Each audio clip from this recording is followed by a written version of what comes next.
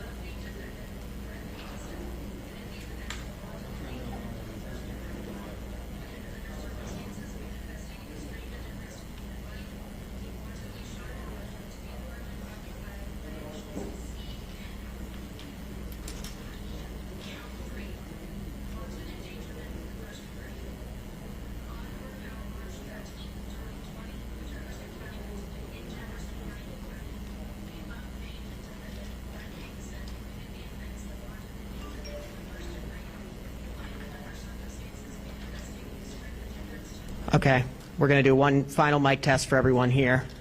I know we've tested this a lot, but want to make sure it works for you. Mic test 1, 2, 3. 1, 2, 3, check. I know some of you are planning on live streaming, so I will do my best to get you a couple minutes heads up to stream, because I believe some people are here. Could be wrong, though. All right. Raise your hand if you're having issues. Mic test 1 2 3. 1 2 3. Mic test. All right. Thanks, everyone.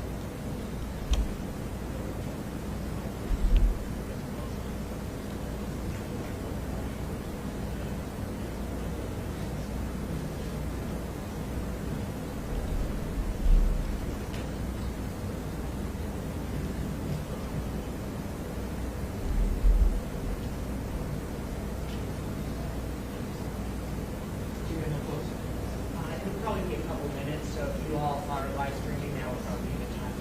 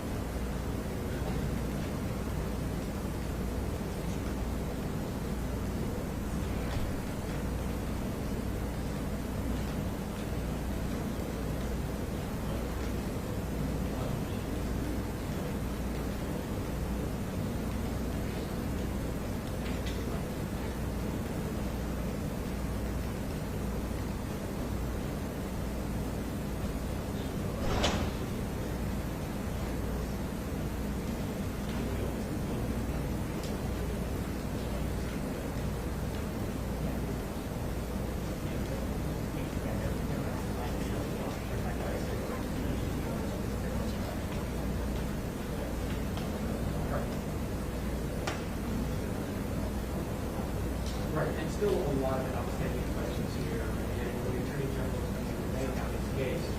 Just a few moments now, but we already know the foundation of what is out up here. Basically, wanton engagement in a person rape. According to Kentucky state law, that happens when a person has wantonly engaged in conduct which creates a substantial danger of death or serious physical injury. Again, this is a low-level felony, punishable by up to 5 years. This is not what Breonna Taylor's family wanted to see, not what her mother wanted to see. I've spoken to her on a few occasions, and at one point I asked her if she had faith in the system. And she said that she had seen the system fail so many times, she didn't really have faith that the system was going to move in her favor this time. And even before this happened, Breonna, there was a lot of talk about this particular officer, Officer Brett Hankinson, who, as you know, was fired by the Louisville Metro Police Department for wantonly and reliantly firing his weapon 10 times. And there was a lot of talk among those who support Breonna Taylor and her family that perhaps this officer would be the quote fall guy. And then the reason why they say that is because it's the family's position that all three of the officers that day were reckless, that all three of them should be held accountable, and at the very least, that these officers should have faced second-degree manslaughter charges. That is not what we're saying. And again, we're going to hear from the Attorney General, get an opportunity to hear about the case and lay out some of the specifics in terms of how they reached that decision. A lot of concern about what's going to happen going forward. Protests of that nature. Obviously, the Taylor family is called pretty peaceful protests. We've seen people out there in the park day in and day out protest for some more than 100 days. Not all of those protests peaceful, but again, the family is looking for peaceful protests. The city of Louisville basically is at a point where they have boarded up buildings in downtown. They also, the mayor at this point has called for a curfew starting at 9 p.m. tonight in anticipation of those who want to come out and protest from 9 p.m. until 6 a.m. National Guard here also activated as a precaution as well. So a lot of moving parts going on here, but one point is clear at this point. Taylor's family definitely disappointed that we have all of you right here. Breonna.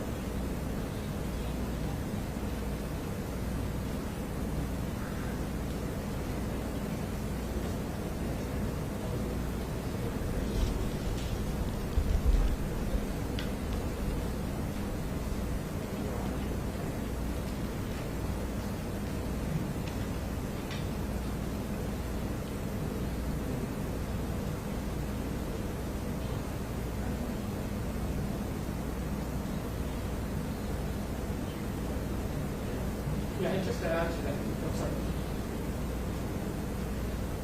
Well, just to add to that, 26 years old, and loved by her family and those who knew her, and this is why it's so very difficult for so many people to understand the support of the Taylor family as to why the officer showed up in the way they did, why serving that no-knock out in the way that they did. Using a battering ram to break down the door. Now again, officers have said that they announced themselves that day, that night on March 13th. That is a story that is something that the Taylor family does not support. They say that Walter, her boyfriend at the time, did not hear the officers announce themselves. And so a lot of questions, but at the end of the day, an innocent woman, 26-year-old woman, is dead. And so her family is doing that. Her mother is struggling to deal with that. Her mother was told me Breonna, that she hasn't even really had the time to grieve because immediately after her daughter's death, she took on a life of its own. And so it has become sort of part of the spiritual. And so a lot, again, as I say, a lot of moving parts. We want to wait to hear from the Attorney General to hear exactly what he has to say in terms of laying out the case.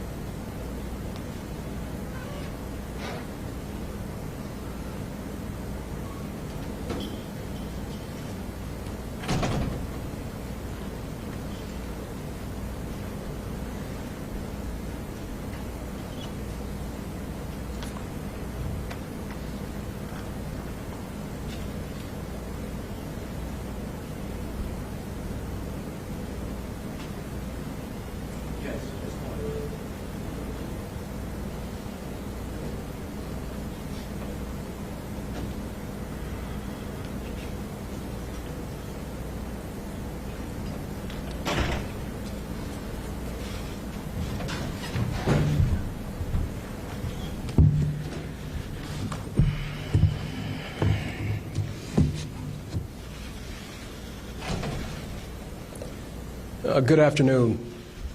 And thank you for joining us today. I know that many in Louisville and across the Commonwealth and country have been anxiously awaiting the completion of our investigation into the death of Miss Breonna Taylor. Prior to this announcement, I spoke with Miss Palmer, Breonna Taylor's mother, to share with her the results from the grand jury.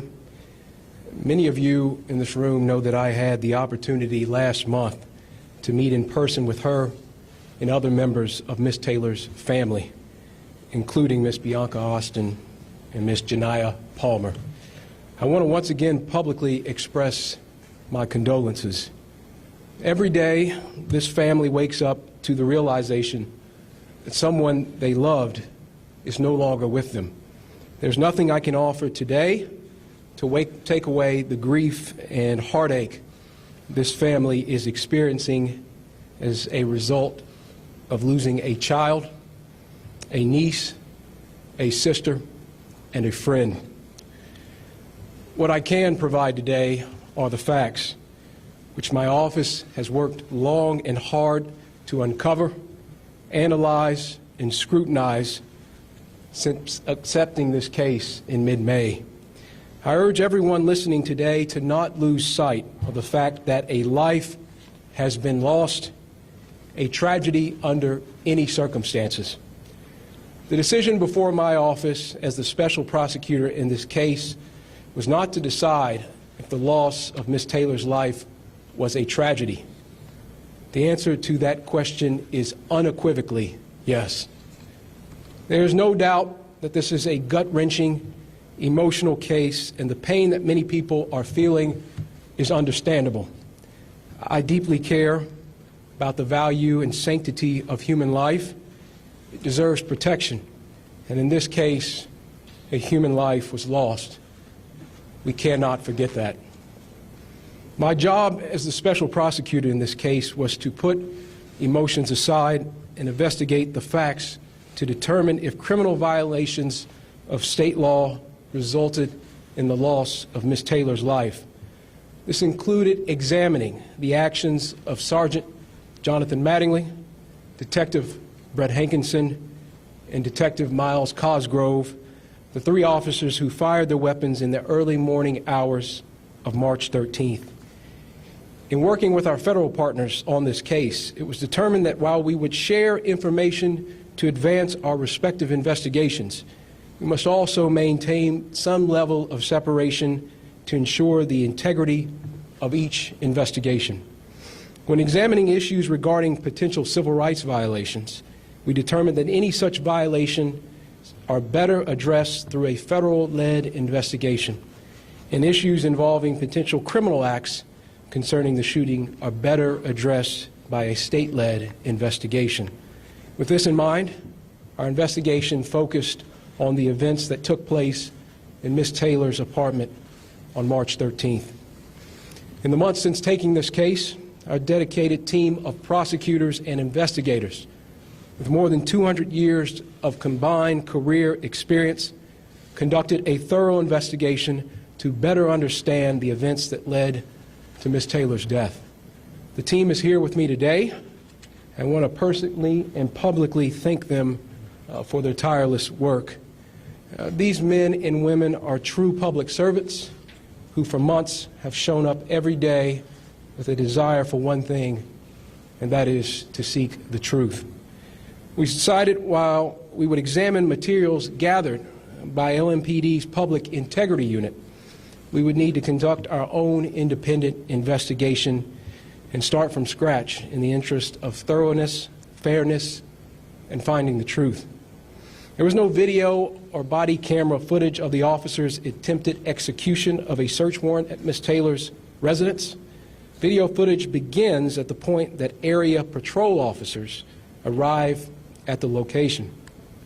Therefore, the sequence of events from March 13th had to be pieced together through ballistics evidence, 911 calls, police radio traffic, and interviews. We utilized information from the Kentucky State Police, local medical examiners, as well as working with the FBI crime lab in Quantico to secure a trajectory analysis and ballistics report. Our team conducted interviews in this case and spent thousands of hours examining all of the available evidence. We concluded our last interview in this case this past Friday and began our grand jury presentation on Monday. As long as the case is making its way through our legal system, I can only speak in general terms about our independent investigation and findings. As the prosecutor, I am prohibited by the Kentucky Rules of Professional Conduct from making public comments that could in any way prejudice this case as it moves forward. Each state has different rules about what prosecutors can and cannot say. The Kentucky rules are clear that I'm prohibited from making comments that could sway public opinion or heighten public condemnation of those involved in the case. These are crucial rules to ensure due process under the Constitution. When prosecutors prematurely release information about the case to the public, it can risk justice by poisoning the jury pool, violating the accused's rights to a fair trial, and even jeopardizing the final verdict. The success of our legal system is predicated on the principle that the accused is innocent until proven guilty. Despite passions, opinions, and desire for every detail to be known, the rule of law must apply. Justice must be done. In the early morning hours of March 13th, officers from LMPD executed a search warrant at 3003 Springfield Drive, apartment 4. This was Miss Breonna Taylor's residence. The officers were advised by superiors to knock and announce their presence in serving this specific search warrant. The scope of our investigation did not include the obtainment of that warrant by LMPD's Criminal Interdiction Division. Federal law enforcement partners are conducting that investigation. Sergeant Mattingly and Detectives Cosgrove and Hankinson had no known involvement in the preceding investigation or obtainment of the search warrant. They were called into duty as extra personnel to effectuate the service of the search warrant. They only had information conveyed to them during their prior briefing. Evidence shows that officers both knocked and announced their presence at the apartment. The officers' statements about their announcement are corroborated by an independent witness who was near in proximity to apartment 4. In other words, the warrant was not served as a no-knock warrant. When officers were unable to get anyone to answer or open the door to apartment 4, the decision was made to breach the door. After breaching the door, Sergeant Mattingly was the first and only officer to enter the residence. Sergeant Mattingly identified two individuals standing beside one another at the end of the hall, a male and a female. In his statement, he says that the male was holding a gun, arms extended, in a shooting stance. Sergeant Mattingly saw the man's gun fire, heard a boom, and immediately knew he was shot as a result of feeling heat in his upper thigh. Kenneth Walker fired the shot that hit Sergeant Mattingly, and there is no evidence to support that Sergeant Mattingly was hit by friendly fire from other officers. Mr. Walker admitted that he fired one shot and was the first to shoot. In addition to all the testimony, the ballistics report shows that the round that struck Sergeant Mattingly was fired from a 9mm handgun. The LMPD officers fired 40 caliber handguns. Sergeant Mattingly returned fire down the hallway. Mattingly fired 6 shots. Almost simultaneously, Detective Cosgrove, also in the doorway, shot 16 times. This all took place in a matter of seconds. In total, 6 bullets struck Ms. Taylor. Medical evidence obtained by our team indicates that only 1 shot was fatal. Further medical evidence shows that Ms. Taylor would have died from the fatal shot within a few seconds to 2 minutes after being struck. Detective Hankinson fired his weapon 10 times, including from an outside sliding glass door and through a bedroom window. Some bullets traveled through apartment 4 and into apartment 3 before some exited that apartment. At the time, 3 residents of apartment 3 were at home, including a male, a pregnant female, and a child. There is no conclusive evidence that any bullets fired from Detective Hankinson's weapon struck Ms. Taylor. The KSP ballistics analysis did not identify which of the 3 officers fired the fatal shot. After receiving that information, I asked the FBI crime lab to conduct its own analysis to see if they reached the same results. The FBI ballistics analysis concluded the fatal shot was fired by Detective Cosgrove. Our office looked at both reports to determine if there were major differences in the procedures used by each lab that would have led the FBI to identify who fired the fatal shot. Both law enforcement agencies use similar equipment and analysis, and each lab is highly respected for their work. There was nothing our investigators could point to, nor anything provided by the respective agencies, that directly explains why one lab made the call while another did not. I think it is worth repeating again that our investigation found that Mattingly and Cosgrove were justified in their use of force after having been fired upon by Kenneth Walker. Secondary to this justification, the KSP and FBI ballistics analysis reached different conclusions, creating a reasonable doubt in the evidence about who fired the fatal shot. I certainly understand the public's desire for answers, and many have questioned the length of the investigation. Simply put, we had to try every means necessary to determine who fired the fatal shot before the investigation could be completed. With a thorough and complete knowledge of all evidence collected in this case, lawyers with our Office of Special Prosecutions presented the findings of our independent investigation before a grand jury comprised of Jefferson County residents beginning on Monday and concluding today. In Fletcher v. Graham, the Kentucky Supreme Court said that the grand jury has competing but balanced functions. On the one hand, its purpose is to investigate allegations of criminal conduct and determine if there is probable cause to believe that a crime has been committed. On the other, the grand jury serves to protect the public against unfounded criminal prosecutions where probable cause is lacking. The grand jury is unique in our criminal justice system because it operates independent of the court and the prosecutor. The hallmark of the grand jury is its independence from outside influence. This independence is necessary to ensure that justice is done both for the victims and for the accused.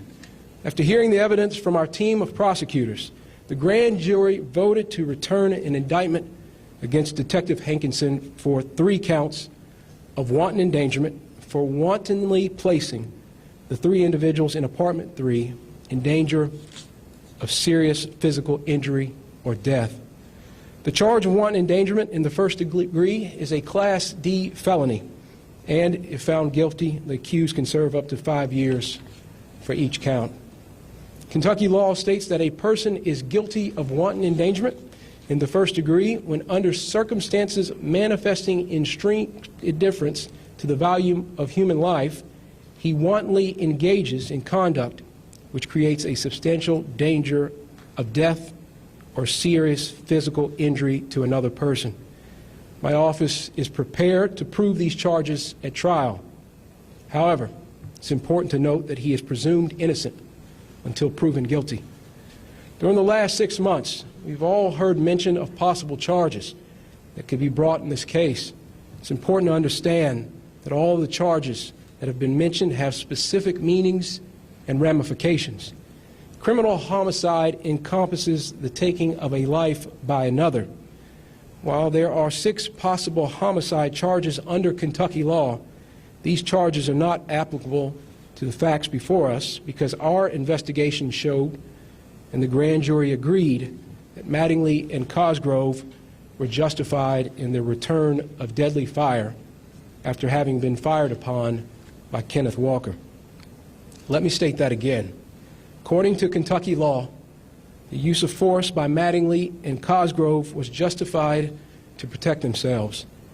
This justification bars us from pursuing criminal charges in Miss Breonna Taylor's death. The truth is now before us. The facts have been examined, and a grand jury comprised of our peers and fellow citizens has made a decision. Justice is not often easy. It does not fit the mold of public opinion, and it does not conform to shifting standards. It answers only to the facts and to the law. With this in mind, we must now ask ourselves, where do we go from here? Will we continue to prosecute the charges brought in this case as it now proceeds through the justice system and moves to trial? That is our responsibility. And this will be done while the FBI continues its investigation into violations, potential violations of federal law. I know that not everyone will be satisfied with the charges we've reported today. My team set out to investigate the circumstances surrounding Ms. Taylor's death. We did it with a singular goal in mind, pursuing the truth. Kentuckians deserve no less. The city of Louisville deserves no less. Every person has an idea of what they think justice is. My role as special prosecutor in this case is to set aside everything in pursuit of the truth. My job is to present the facts to the grand jury, and the grand jury then applies those facts to the law. If we simply act on emotion or outrage, there is no justice. Mob justice is not justice. Justice sought by violence is not justice. It just becomes revenge. And in our system, criminal justice isn't the quest for revenge. It's the quest for truth, evidence, and facts, and the use of that truth as we fairly apply our laws. Our reaction to the truth today says what kind of society we want to be. Do we really want the truth, or do we want a truth that fits our narrative? Do we want the facts, or are we content to blindly accept our own version of events? We as a community must make this decision. I understand that Ms. Breonna Taylor's death has become a part of a national story and conversation. But we must also remember the facts and the collection of evidence in this case are different than cases elsewhere in the country. Each is unique and cannot be compared. There will be celebrities, influencers, and activists who, having never lived in Kentucky, will try to tell us how to feel, suggesting they understand the facts of this case and that they know our community and the Commonwealth better than we do. But they don't. Let's not give in to their attempts to influence our thinking or capture our emotions. At the end of the day, it is up to us. We live here together. We work here and raise our families here together. I urge those protesting on the streets to remember this. Peaceful protests are your right as an American citizen. Instigating violence and destruction are not. I've spoken with both Mayor Fisher and Governor Beshears in the days leading up to this announcement, and I urge them to do what is necessary to maintain law and order and to protect our cities and our people. We have a long road ahead, both as we pursue this case through the criminal system and as we address the pain in the Louisville community. I'm committed to being part of the healing process. When tragedy occurs, we must mourn. We must also do everything we can to prevent it from happening again. Today, Consistent with that view, I'm announcing that I will create a task force to review the process for securing, reviewing, and executing search warrants in Kentucky. The task force will consist of a variety of stakeholders, including citizens, members from the law enforcement community, representatives from the judiciary, defense attorneys, and elected leaders. I'll be issuing an executive order in the coming days to create this task force. I believe conducting a top-to-bottom review of the search warrant process is necessary to determine if changes are required and establish best practices. You have my word that I will also vigorously prosecute the criminal charges announced today. I can assure you that my team of prosecutors will continue to give this case their attention and time. We'll also continue to support the good men and women of our law enforcement community who put their lives on the line every day to protect and to serve. And I will fight for those across our state who feel like their voice isn't heard, who feel marginalized, judged, and powerless to bring about change. In a world that is forcing many of us to pick a side, I choose the side of justice. I choose the side of truth. I choose a path that moves the Commonwealth forward and toward healing. You have that choice as well. Let's make it together. Thank you, and God bless. I'll now take some questions.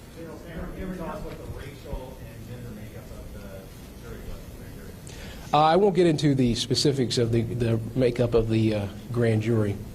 Yeah, Mr. Sandberg, you mentioned that Breonna Taylor was hit by 6 bullets. You identified the one that killed her.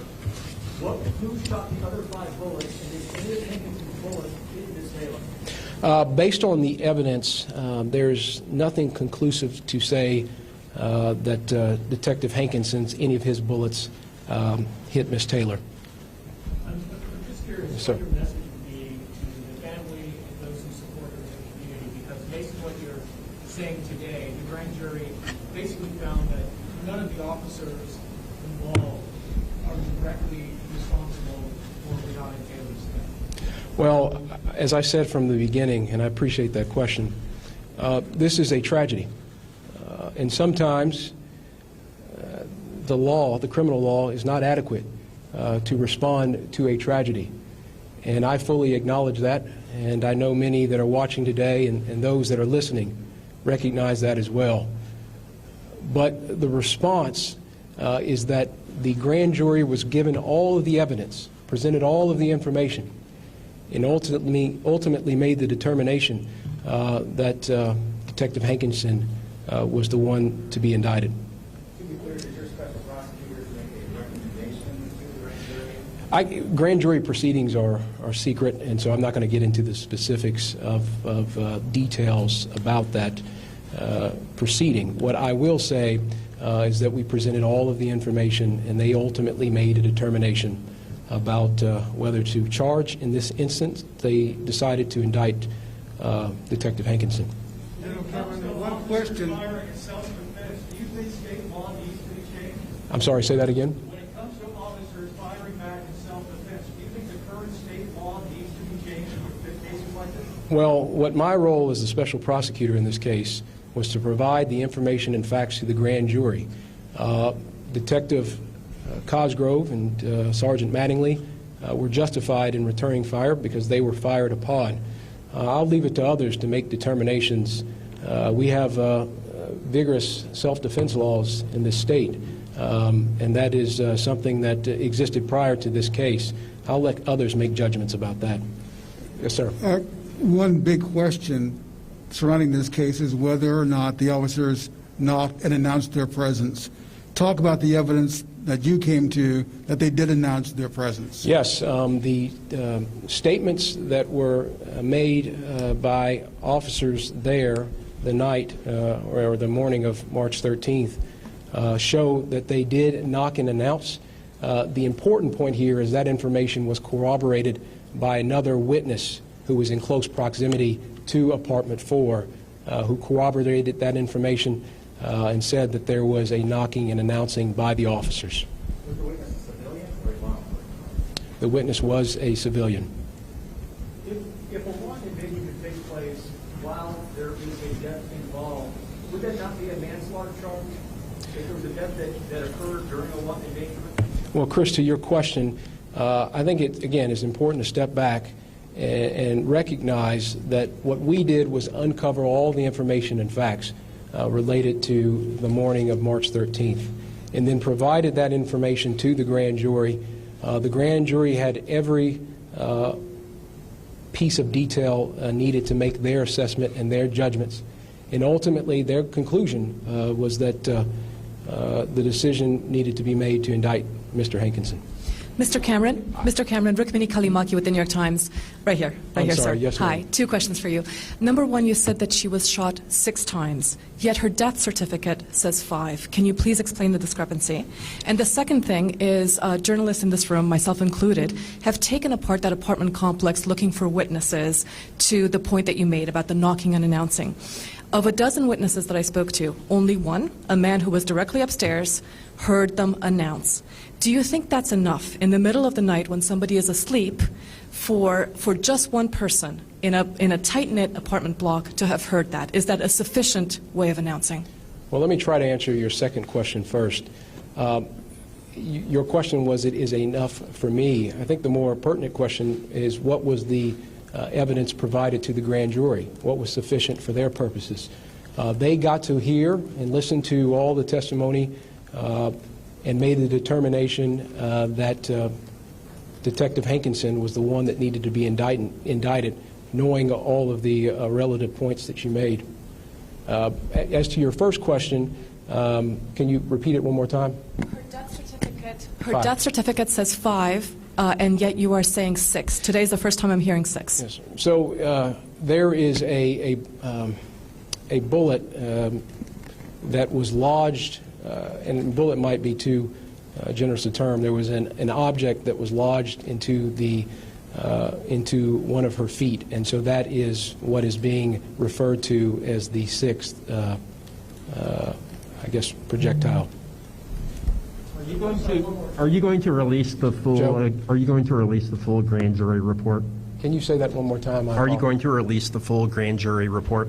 Well, I am right now, because there is a pending indictment. I think it is our practice, and because there is an ongoing FBI investigation, to revisit that question. But at this point, I don't think it's appropriate for us to release any information. And just for clarification, you said that Hankinson fired 10 times from the outside into apartment 4 and into apartment 3 with no conclusive evidence any of those shots hit Taylor. Can you expand on that a little bit more? Well, that is what the evidence shows, is that there was nothing conclusive to demonstrate that any of his bullets hit. Is that the door open for the fact that maybe one of his shots did hit him? Or? Well, again, all the evidence was given to the grand jury, and they made the decision that wanton endangerment was the charge to file or to indict against Mr. Hankinson. Okay, and thank you. Yes, Wendy.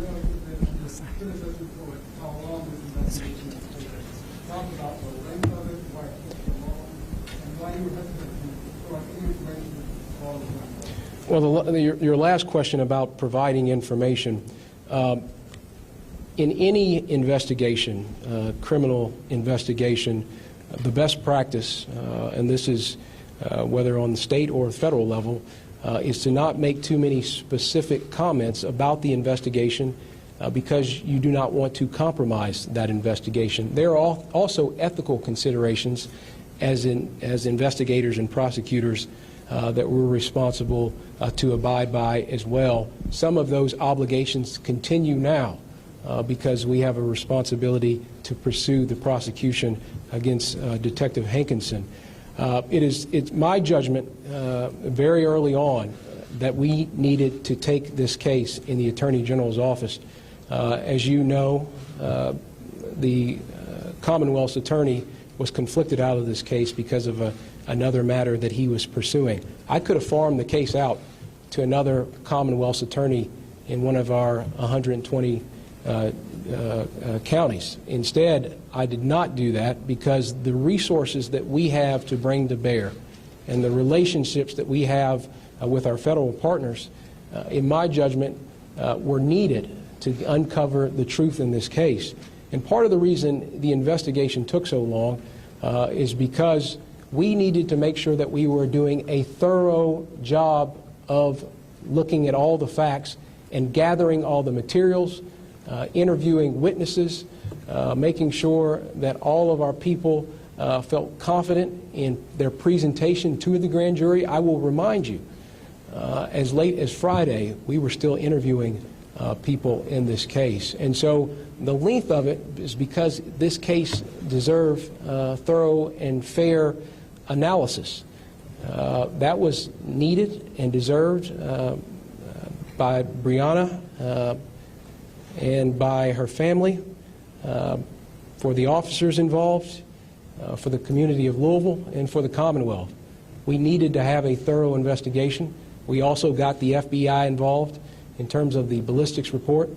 We needed additional, their ability to scrutinize and make an independent assessment as well. And so the length of the investigation was a reflection, I hope people understand, of how important it was that we got this right. We didn't want to rush it, and we did not. And I'm grateful to the team that is behind me for the work that they did. Look, over 200 years of combined experience.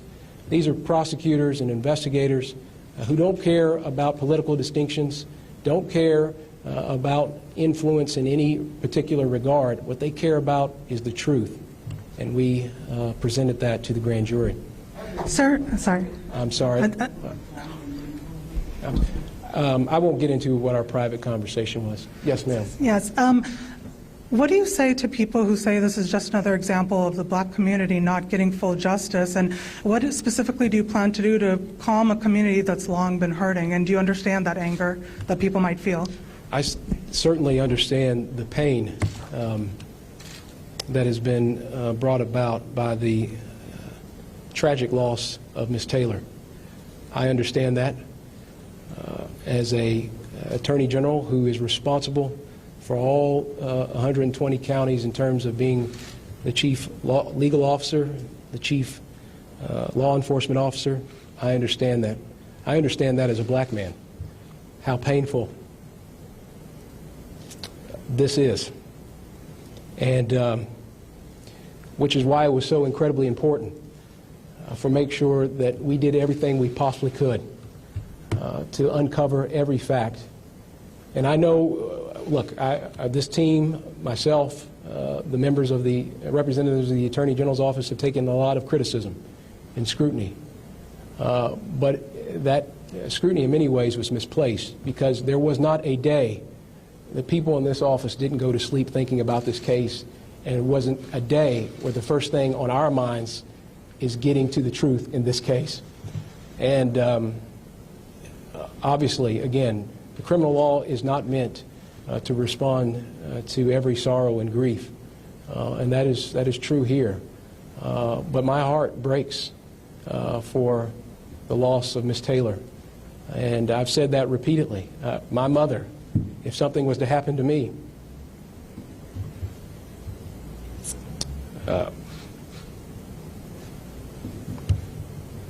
would find it very hard. And I've seen that pain on Ms. Palmer's face. I've seen that pain in the community. And what our responsibility in the AG's office was to make sure that we uncovered every fact, that we utilized every resource that we could bring to bear to uncover the facts and the truth, and that's ultimately what we presented to the grand jury. On the question of what I'm going to do, I've talked to partners in the community about helping to be a constructive member of any conversations moving forward. I recognize in my remarks I mentioned the fact that we'll be establishing a task force in the coming days ahead to look at best practices for warrants. So there is a lot that I can do in this platform to help. Okay. Sir, this is Maria Sacchetti with the Washington Post. Just had a couple of quick questions, I please. hear your voice. Okay. Hi, yes, ma'am. sorry, over No, here in that's the okay. back. Just wanted to double check. Did the grand jury ever consider the charges of manslaughter or reckless homicide? And if not, could you please explain why? And do you anticipate any other charges in this case? I apologize. Could you say that a little louder? Sure. I think I got... Sure. Did the grand jury ever consider manslaughter or reckless homicide or those kinds of charges? And if not, please explain why. And do you anticipate any other charges, or is this it? I won't get into the specifics again of the proceedings themselves are secret, but what I will say is that our team walked them through every homicide offense and also presented all of the information that was available to the grand jury, and then the grand jury was ultimately the one that made the decision about indicting Detective Hankinson for wanton endangerment. I think that in terms of what happened the wee hours of March 13th, in terms of that particular or specific date and what happened that night in the apartment, I think it is unlikely that there will be any additional prosecutions that come from that event itself. Attorney General, so can you go into the confusion over the fatal shot that was fired and kind of what the issue was there in terms of determining that? And then also, did you present to the grand jury with any charges against Mattingly and Cosgrove? Well, so as to your first question, what I think you asked about was... Confusion over the fatal shot. Yes, the reports that were provided to us by the Kentucky State Police and then the FBI as it relates to ballistics. So initially we got the report from Kentucky State Police, and it was inconclusive about making a determination into that fatal shot. And so again, with the relationships that we have with our federal law enforcement community, and namely the FBI, I thought it imperative that we utilize that resource. And so they undertook an independent analysis and review of and conducted or provided a ballistics report. There is nothing that this team was able to glean suggesting that there was an objective reason for why FBI was able to conclusively or definitively state that Mr. Cosgrove fired the fatal shot. Both, again, KSP, their lab, well-regarded, well-respected, FBI, equally regarded and respected. That said, it certainly creates some issue in terms of providing that information to the grand jury and providing that at any subsequent prosecution. And so it was, from our judgment, important to provide both of those to the grand jury and then ultimately let them make a determination about what to do with that information.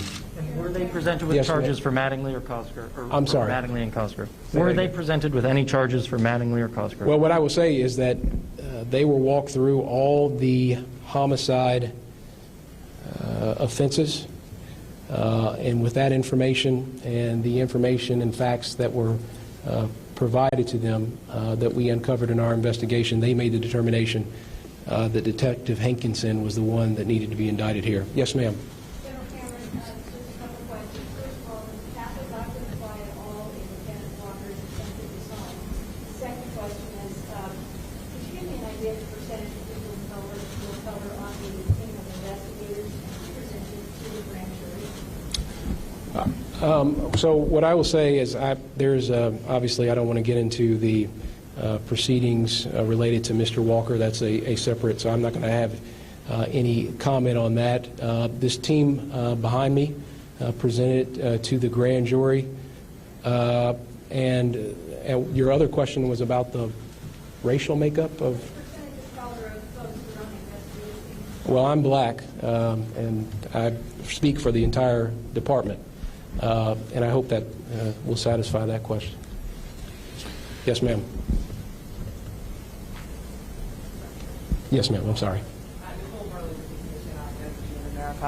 I know that you said the investigation has obviously taken months and it was presented to the grand jury Monday. Can you tell us, when did the grand jury actually, how long did they deliberate? Did they begin on Monday or did they begin Tuesday?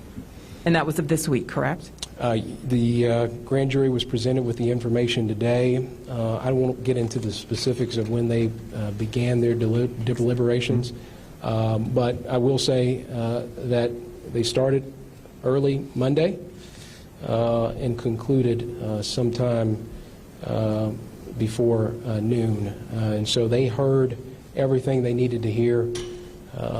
We didn't withhold anything from them, and I hope that satisfies your question.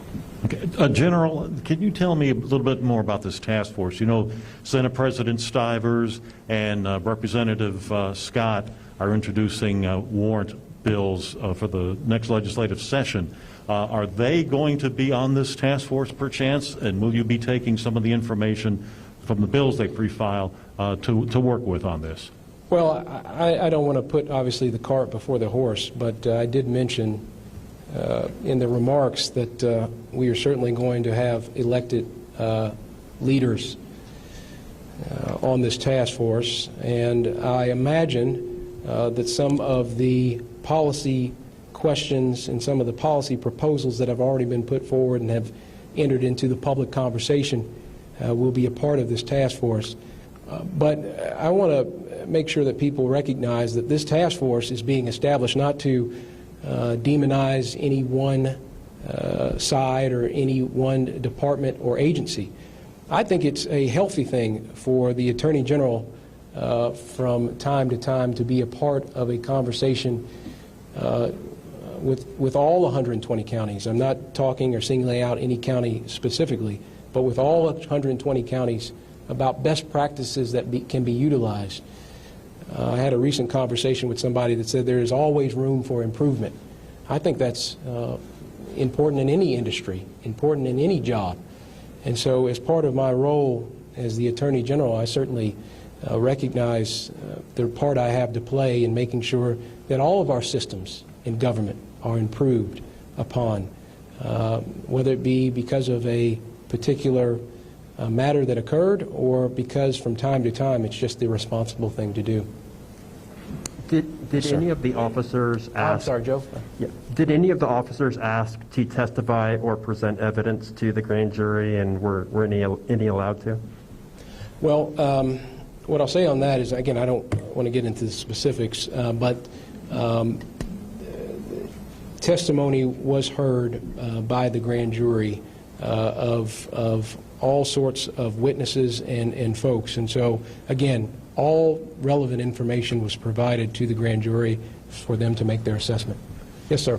When you look at the analysis of the path of the bullets, how was it that Kenneth Walker, who fired the shot at the officers, was not hit, and Breonna Taylor was hit so many times? Well, that's part of the tragedy here. And again, I don't want to get into the specifics, but the fact that she was hit breaks my heart, and it breaks the collective heart of all the country.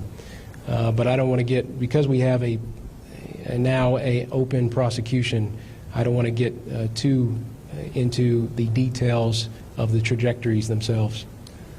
Two follow-up questions. One, I understand that the names of grand jurors aren't released, but what rule or standard prevents you from releasing the racial and gender makeup of the grand jury? And number two, you've mentioned that Cosgrove fired the fatal shot, but could you clarify how many shots in all that hit Ms. Taylor were fired by Mattingly, and how many shots that hit Ms. Taylor were fired by Cosgrove? Well, as to the last question, inconclusive in terms of how many shots from each officer. We weren't able to identify with that level of specificity. As to the question about the makeup of the grand jury, we might be able to, I need to confirm on that front about.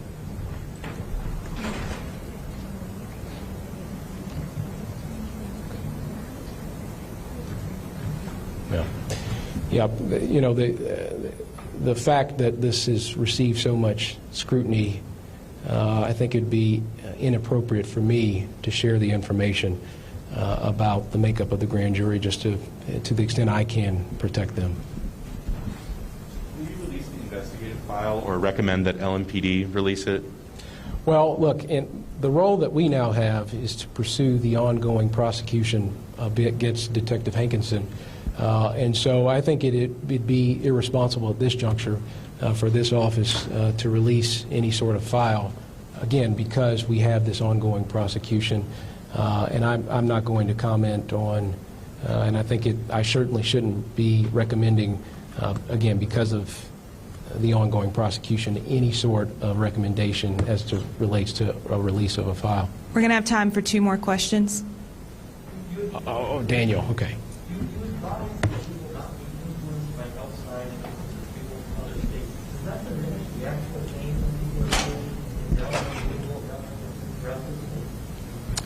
Well, I certainly don't think that whether it's the grand jury or our responsibility as the investigators or prosecutors, it's to find the truth. And so when folks from outside of the Commonwealth suggest or make their preferences or their opinions known, it should have no bearing on our role as prosecutor and as investigator and fact finder.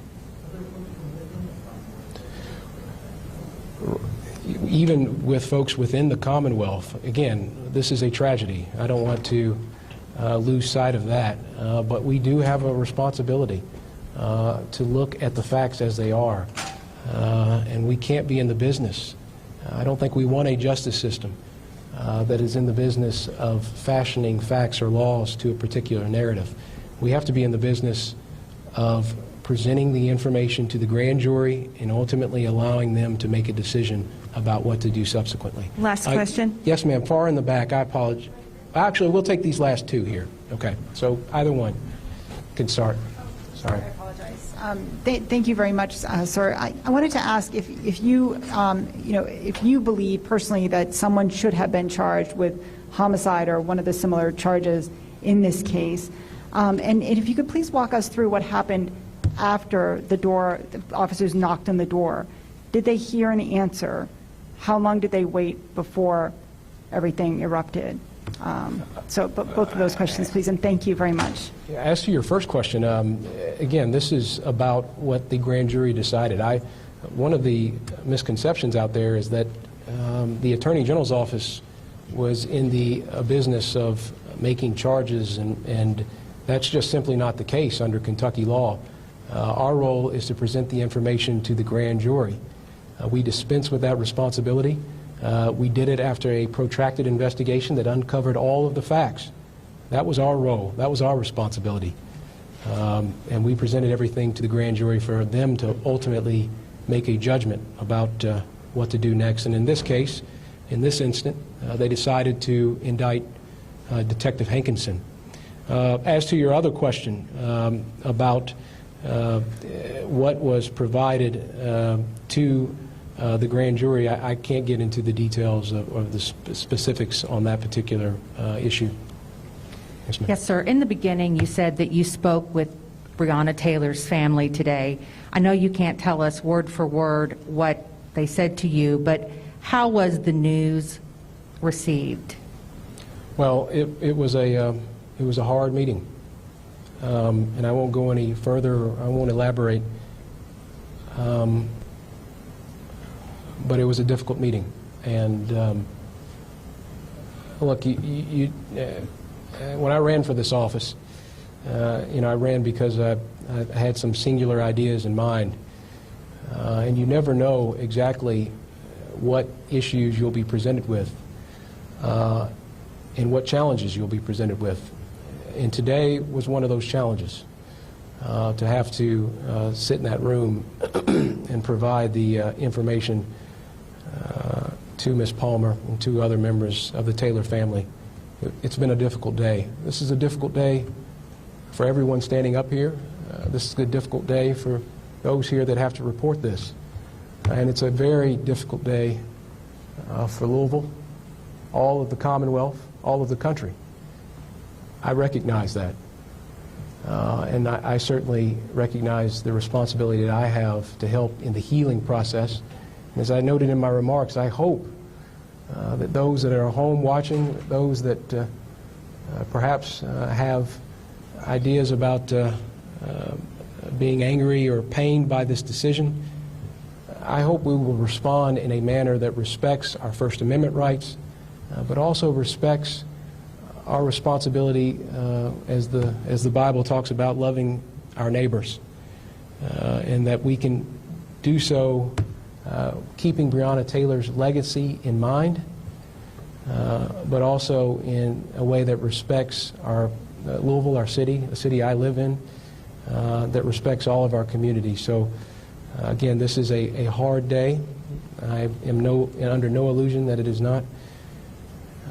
And all I can offer is that our office uncovered every fact that was relevant to the wee hours, the morning hours of March 13th. We provided that information to the grand jury, and you all now, whether you're sitting here or whether you're at home, know the results of that process. And now we have the responsibility to prosecute that indictment, move forward in that matter. But all of us have a responsibility to work together, to find common ground, to find ways to love one another, and just be good neighbors. And so that's what I implore as you all report on this in a responsible manner. That's what I implore those that are watching on television, is that we all have the responsibility of coming together now. I hope that you will take that charge seriously. Our governor likes to talk about Team Kentucky, and I believe him earnestly in that charge. And I hope that that extends to the results that were issued here today, and I hope that extends to all of our neighbors and all of our communities. Thank you, and God bless.